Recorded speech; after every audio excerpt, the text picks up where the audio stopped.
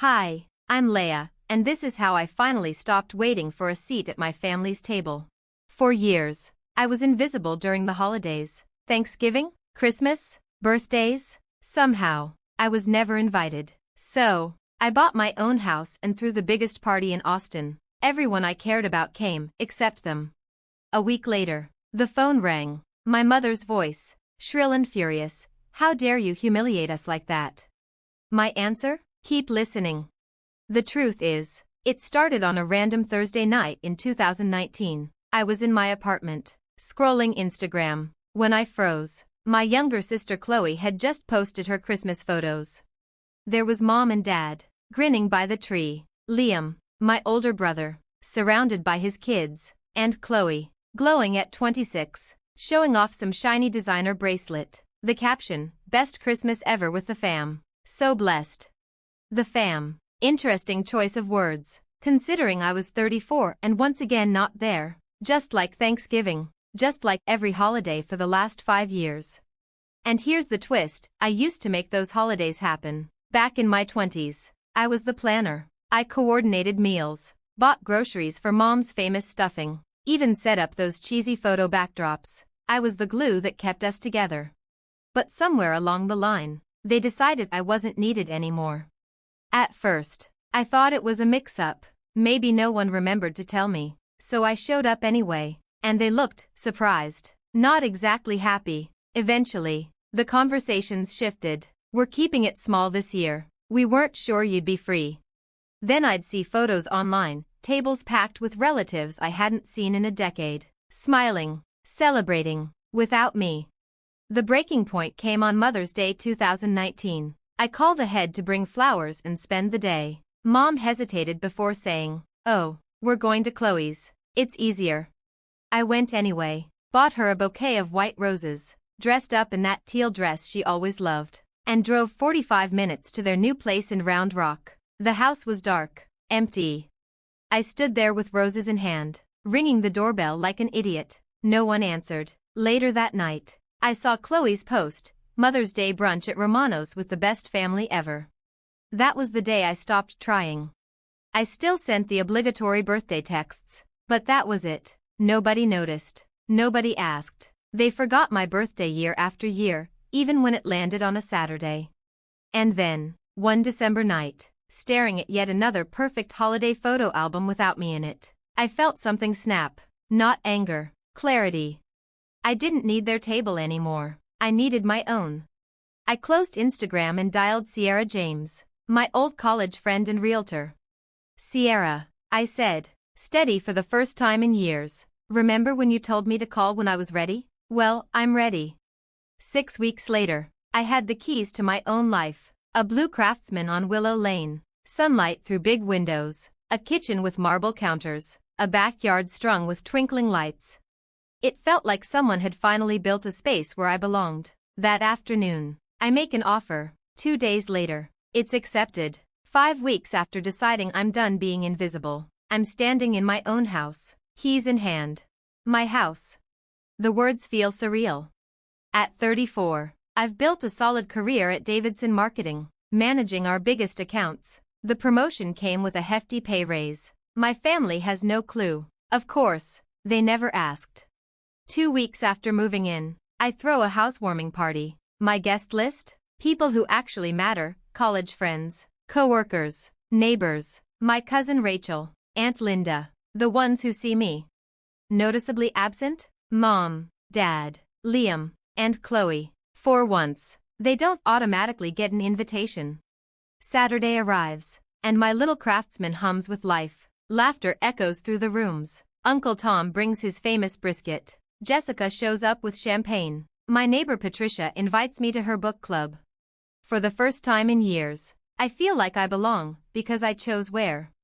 Around 4, Aunt Linda takes me aside. "Honey, this is a beautiful party, but where's your mom and dad? Liam, Chloe?" I look her straight in the eye. I didn't invite them. Her brows lift. "Oh, did something happen?" "Yeah, for the last 6 years. They haven't invited me to a single holiday. So, I decided not to invite them either." Linda's face shifts, first soft, then sharp. "Leia, I had no idea. Oh, they were, and it's fine. I'm done pretending. I know instantly Linda, our family's unofficial broadcaster, will make sure the message spreads. By tomorrow, everyone will know why my parents and siblings weren't there. The party lasts until 8. When the last guest leaves, I sink into the couch, surrounded by champagne flutes and the lingering smell of barbecue, feeling something I haven't felt in years, peace. 3 days later, my phone lights up. Mom. I let it ring. Then Dad. Then Liam. Then Chloe. Straight to voicemail. Then come the texts. Mom, how dare you humiliate us in front of everyone? Liam, the whole family thinks we're awful. What's wrong with you? Chloe, everyone's asking why we treat you differently. This is so embarrassing. I laugh. They're not upset about what they did to me, they're upset they got caught. I don't respond. But on Saturday morning, there's a pounding at the door. I glance through the peephole. My stomach drops. All 4 of them. Mom storms in first. Dad, Liam, and Chloe trail behind, their eyes scanning the place like inspectors. Liam runs a hand across my counters. Chloe peers into the living room like she's sizing up the listing price. Nice place, she mutters, not a compliment. Mom spins on me, her face flushed. How could you disgrace us, Leia? Everyone's asking questions. Linda won't stop calling. Do you have any idea what you've done? Dad adds, stern and clipped, you need to tell people you were exaggerating. Say we're close. End this drama. I stay calm. Then tell me, why haven't you invited me to a single holiday in 6 years? Silence. Mom opens her mouth, shuts it. Dad stares at the floor. You don't even wish me happy birthday, I add softly. They flinch. Just then, Liam and Chloe wander back in from their self-guided tour. Chloe drops onto my couch. So, how'd you afford this place? Must have cost a fortune. I lock eyes with her. If you were interested in my life, you'd know. I've been a senior manager at my company for 3 years. I make good money. Mom snaps. Well, you never told us. How could we know if you didn't say anything?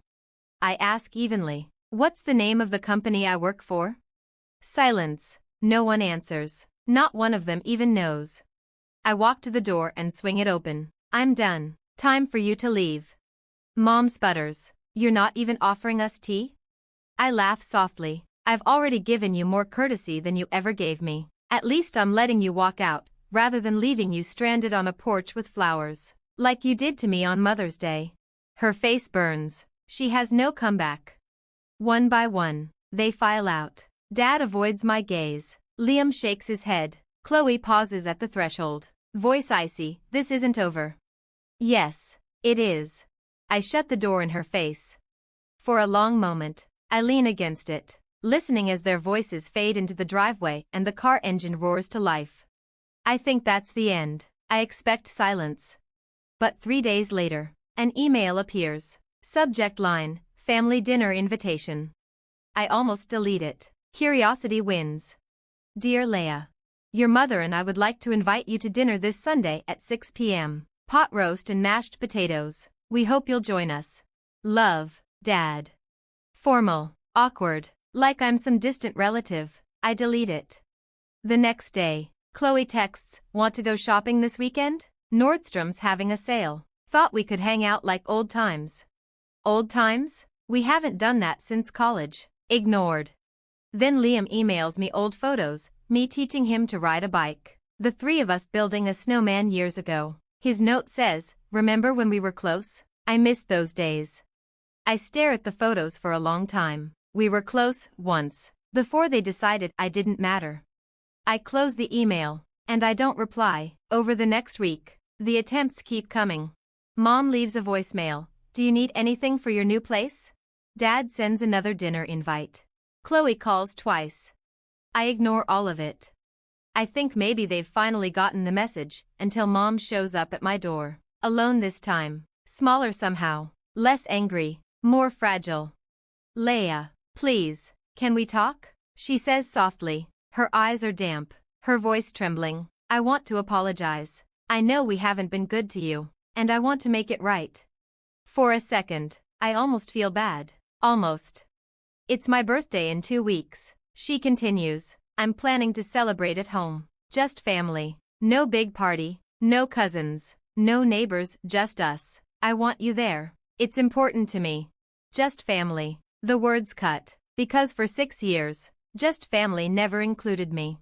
She reaches for my hand. Please, Leia. I want to rebuild our relationship. This is my chance to show you that you matter to us. And despite everything, she's still my mom. The woman who braided my hair, who held me through my first heartbreak. Okay, I hear myself say, I'll come. Her face lights up like Christmas morning. She hugs me tight, smelling of the same perfume from my childhood. And for one fleeting moment, I feel 8 years old again. Thank you, sweetheart, she whispers. This means everything to me. When she leaves, I feel something I haven't felt in years, cautious hope. Maybe they finally get it. Maybe almost losing me was enough to make them realize I'm not disposable. I spend the next week searching for the right gift. I settle on a silk scarf from a boutique downtown, navy with silver stars. It costs more than I'd usually spend, but it feels right, like a peace offering. 3 days before the birthday, I'm wrapping up a client presentation when my phone rings. Aunt Linda. Hi, Aunt Linda. What's up? Her voice is bubbling with excitement. Oh, honey, I just talked to your mom. She told me the good news.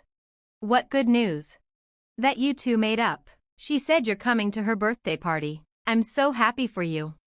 My stomach drops. Party? Oh, yes. Linda gushes. She's invited everyone, the aunts, the uncles, the cousins. She's been calling all week. She keeps saying how proud she is that her daughter is finally coming home. She wants the whole family to see how close you all are again. I hang up without saying goodbye. 20 minutes later, I'm sitting in my car in the parking garage, gripping the steering wheel, shaking with anger. They haven't changed, not at all. This isn't about love, it's about optics. They don't want me back. They want me as a prop, a shiny piece in their perfect family display so the whispers stop. This was never about me, it was about saving face. I drive straight to the mall and return the scarf. The cashier asks, anything wrong with it? No, I say, forcing a smile. It's perfect, just going to the wrong person. And this time, I don't call, I don't text, I don't explain. If mom wants her star performer on stage for her big show, let her stand under those birthday candles and wonder why the spotlight never showed up.